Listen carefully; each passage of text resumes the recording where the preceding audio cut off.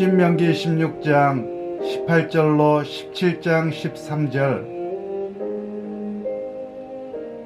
내 하나님 여호와께서 내게 주시는 각 성에서 내 지파를 따라 재판장들과 지도자들을 둘 것이요 그들은 공의로 백성을 재판할 것이니라. 너는 재판을 굽게 하지 말며 사람을 외모로 보지 말며 또 뇌물을 받지 말라.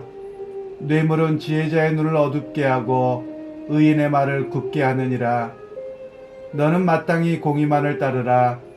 그리하면 내가 살겠고 내 하나님 여호와께서 내게 주시는 땅을 차지하리라. 내 하나님 여호와를 위하여 쌓은 제단 곁에 어떤 나무로든지 아세라상을 세우지 말며 자기를 위하여 주상을 세우지 말라. 내 하나님 여호와께서 미워하시느니라.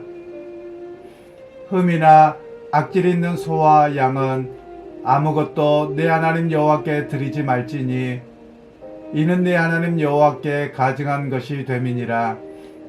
내 하나님 여호와께서 내게 주시는 어느 성에서든지 너희 가운데 어떤 남자나 여자가 내 하나님 여호와의 목전에 악을 행하여 그 언약을 어기고 가서 다른 신들을 섬겨 그것에게 절하며 내가 명령하지 아니한 이로울 성신에게 절한다 하자. 그것이 내게 알려지므로 내가 듣거든 자세히 조사해 볼지니 만일 그 일과 말이 확실하여 이스라엘 중에 가증한 일을 행함이 있으면 너는 그 악을 행한 남자나 여자를 내 성문으로 끌어내고 그 남자나 여자를 돌로 쳐 죽이되 죽일 자를 2사람이나 3사람의 증인으로 죽일 것이요 한 사람의 증언으로는 죽이지 말 것이며 이런 자를 죽이기 위하여 증인이 먼저 그에게 손을 댄 후에 못 백성이 손을 댈지니라. 너는 이와 같이 하여 너희 중에서 악을 제할지니라. 내 성 중에서 서로 피를 흘렸거나 다투었거나 구타하였거나 서로 간에 고소하여 내가 판결하기 어려운 일이 생기거든 너는 일어나 내 하나님 여호와께서 택하실 곳으로 올라가서 레위 사람 제사장과 당시 재판장에게 나아가서 물으라. 그리하면 그들이 어떻게 판결할지를 내게 가르치리니 여호와께서 택하신 곳에서 그들이 내게 보이는 판결의 뜻대로 내가 행하되 그들이 내게 가르치는 대로 삼가 행할 것이니 곧 그들이 내게 가르치는 율법의 뜻대로 그들이 내게 말하는 판결대로 행할 것이요 그들이 내게 보이는 판결을 어겨 좌로나 우로나 치우치지 말 것이니라. 사람이 만일 무법하게 행하고 내 하나님 여호와 앞에 서서 섬기는 제사장이나 재판장에게 듣지 아니하거든 그 사람을 죽여 이스라엘 중에서 악을 제하여 버리라. 그리하면 온 백성이 듣고 두려워하여 다시는 무법하게 행하지 아니하리라.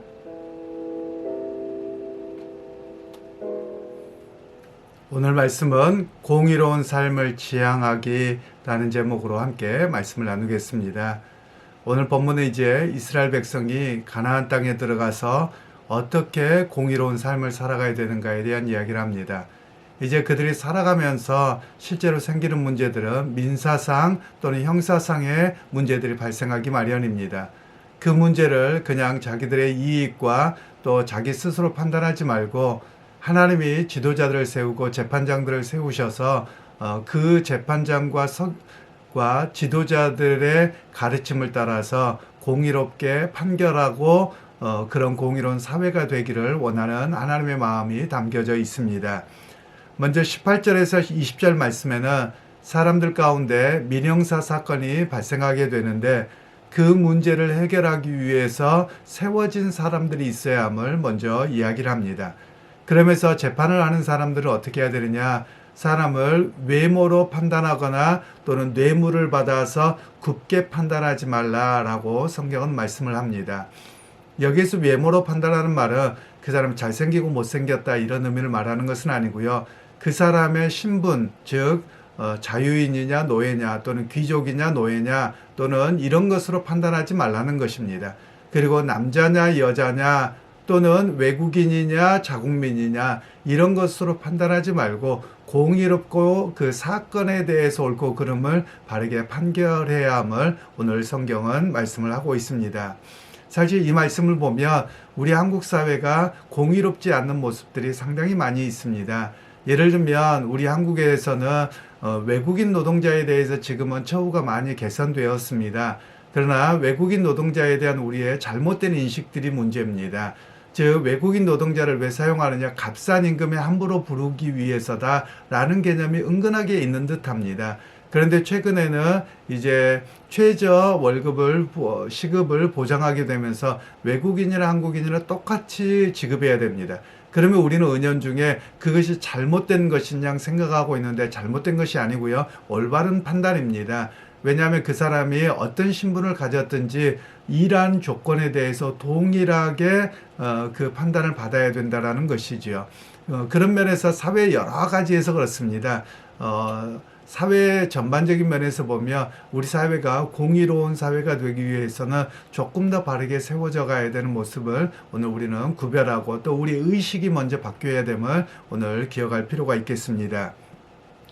그리고 이제 21절에서 22절 말씀에는 하나님의 제단 옆에 우상을 세우지 말고 또 상을 세우지 말고 자신을 위해서 우상을 만들지 말라라고 말씀을 하고 있습니다. 하나님께서는 결국 우상을 허락하지 아니하시는데요. 왜 그러냐라는 것을 잘 이해할 필요가 있습니다.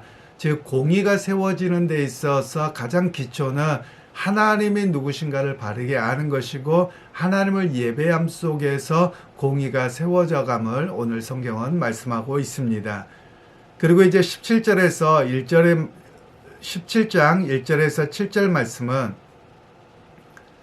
17장 1절에서 7절의 말씀은 탐심과 풍요를 섬김으로 인해서 그것을 우상으로 섬기게 되고 그것이 결국은 공의를 무너뜨리는 일이라는 것을 성경은 이야기를 합니다. 즉 탐심은 어떻습니까? 더 가지려고 하는 것이죠. 탐욕이죠.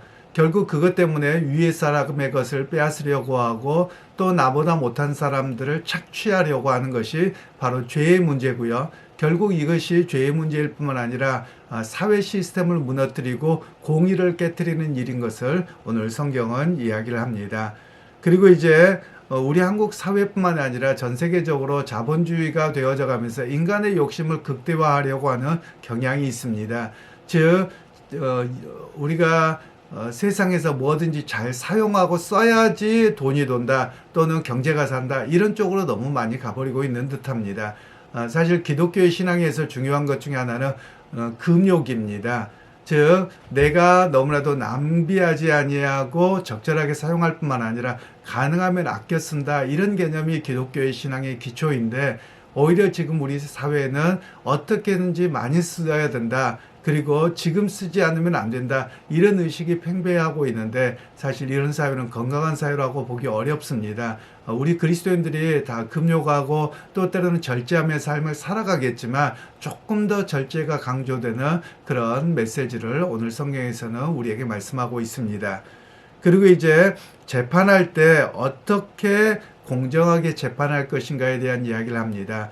여기서는 철저한 조사와 두세 사람의 증인이 필요하다는 것을 이야기합니다.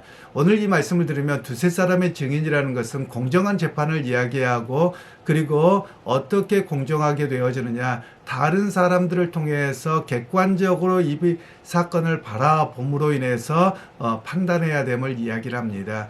우리는 이렇게 이해하면 안 될 것 같습니다. 사람들을 증언자를 세우게 되는데 이 사람들을 자기의 친분이 있다고 또 가까운 사람이라고 또 어떤 이익을 받았다고 해서 그 사람의 편에서 이야기를 해주거나 뭘 하는 것은 올바른 일이 아닙니다. 제가 유대인 여러 사람들을 만나보았는데 그들은 이런 이야기를 하더군요. 두세 사람에 대한 증인을 이야기할 때 자기들은 여호와를 경외하기 때문에 절대 거짓말하거나 자기 편에서 행하지 않는다는 거예요. 옳음 자체에 선다는 거예요. 그러나 여러분, 우리 사회는 어떻습니까? 아무리 예수를 잘 믿고 신앙생활을 바르게 하더라도 내 가족, 내 가까운 사람이면 일단 편을 들어주고 맙니다. 공의롭지 않아요. 그런 면에서 우리가 조금 다시 한번 우리 자신을 생각할 필요가 있겠습니다. 물론 가족이고 아는 사람이면 편들기 마련입니다. 그런데 그들이 부당하고 잘못되었다며 그들을 동일하게 공의롭게 세워야만 합니다. 그래야지 죄악이 반복되지 아니하고 그로 인해서 하나님을 떠나지 아니하고 공의롭게 되어질 때 사회적인 모든 건강함이 세워지는 것입니다. 그런 면에서 오늘 우리의 시각과 우리의 관점이 가까운 사람 그리고 이웃 이런 개념이 아니라 오히려 하나님의 공의가 어떠한 것인가를 먼저 기억하고 세워져 가야 함을 오늘 우리가 기억할 필요가 있겠습니다. 결국 또한 이 본문은 어디까지 나오는 것이냐면 결국 억울한 희생자가 나오지 않도록 해야 된다라는 이야기입니다. 억울한 희생자는 왜 나옵니까? 공의롭지 못한 사회이기 때문에 그렇습니다. 그래서 이 본문의 이야기는 사회적인 시스템, 안전보장 여기까지 나아가는 이야기입니다. 우리 한국 사회의 여러 사건 사고들을 보며 억울한 희생자들이 참 많이 나옵니다. 그리고 안전망이 구축되지 않고 또 너무나도 인간을 경시하는 그런 모습들이 사회 전반적인 면에서 나타납니다. 이런 모든 문제의 변화가 이루어져야 되는 것이죠. 이것은 정치의 영역이나 또는 사회 시스템의 영역에 변화가 있어야 됨을 오늘 성경은 말씀하고 있는 내용들입니다. 그리고 이제 8절에서 13절 말씀에는 쌍방의 의견이 팽팽할 때 어떻게 해야 되느냐에 대한 이야기를 합니다. 하나님이 세우신 재판장들과 지도자들이 있는데 그 재판장과 지도자들의 판결을 온전히 따르라는 겁니다. 즉 공의로운 말씀을 따라서 그들이 서 있을 때 그 판결을 따라야 되는데 그 판결을 따르지 아니하고 무시하면 어떻게 하느냐? 그들을 진멸하라는 것이지요. 그들을 죽이라고 이야기합니다. 왜 그러냐면 그 재판과 여러 가지가 세워지지 않았을 때는 사회적인 시스템이 무너지고 공의가 무너지고 결국은 하나님에 대한 불신까지 나가기 때문에 그러합니다. 그런 면에서는 먼저 재판장들, 지도자들이 공의로워야 되겠지요. 그뿐만 아니라 우리 모두도 그 하나님이 세우신 시스템과 질서의 공의로운 모습이다라는 것을 인정하고 세워져 가야 함을 말씀합니다. 그러나 우리 한국 사회가 좀 아픈 이유는 뭐냐면 우리가 일제강점기부터 해서 또 군사정권을 가면서 억울한 희생자들이 너무나도 많았습니다. 정권에 의해서 또는 일제 앞잡이에 의해서 판결을 했습니다. 무죄함에도 불구하고 그들이 원하는 판결을 해버렸습니다. 그러다 보니 우리에게 억울한 희생자들이 은근하게 많아서 우리 사회에 여전히 아픔이 여전히 남아있고 또 그것 때문에 우리가 많은 일에 대해서 공의롭지 못하다, 불의하다라는 의식이 팽배하게 아직 남아있는 것으로 보여집니다. 그런 면에서 오늘 우리가 해야 될 일들은 사회를 위해서, 국가를 위해서 기도해야만 합니다. 우리의 사회와 국가가 좀 더 건강하게 하시고 공의롭게 하시고 바른 시스템이 세워져서 억울한 이들이 나타나지 않도록 도와주옵소서. 이런 고백이 우리에게 필요합니다. 또한 그런 사회와 국가를 만들어가고자 하는 것이 우리의 모습이어야 하기도 합니다. 또한 우리 한국에서 이런 모습들이 의외로 많더라고요. 그게 뭐냐면 왜 나만 갖고 그래? 라는 이야기를 하더라고요. 즉 나만 억울한 것 같고요.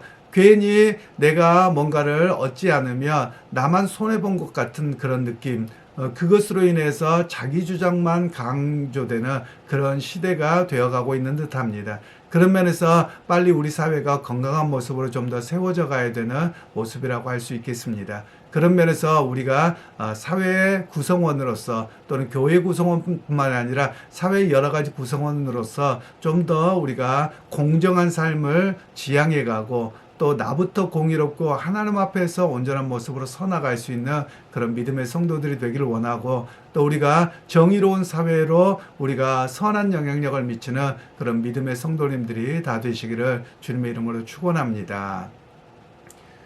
하나님 아버지, 오늘도 주의 말씀을 통해서 우리에게 사회적으로 살아갈 때 어떻게 살아가야 되는지 판결에 대한 이야기를 하셨습니다. 하나님, 우리 가운데 먼저 공의가 세워지게 하시고 또 우리 자신도 내가 가까운 사람이나 이웃이나 또는 가까운 가족이라고 해서 우리의 시각이 왜곡되고 또 먼저 편을 드는 그런 모습이 아니라 모두에게 합당한 그런 하나님의 공의와 또한 사회적인 질서가 세워져 갈 수 있도록 은혜 베풀어 주시고, 그런 사회적 지향이, 공의로운 삶의 지향이 우리의 삶에서 이루어져서 서로가 서로를 향한 인정과 평화로움이 우리 가운데 넘치게 하여 주옵소서. 예수님의 이름으로 기도하옵나이다. 아멘.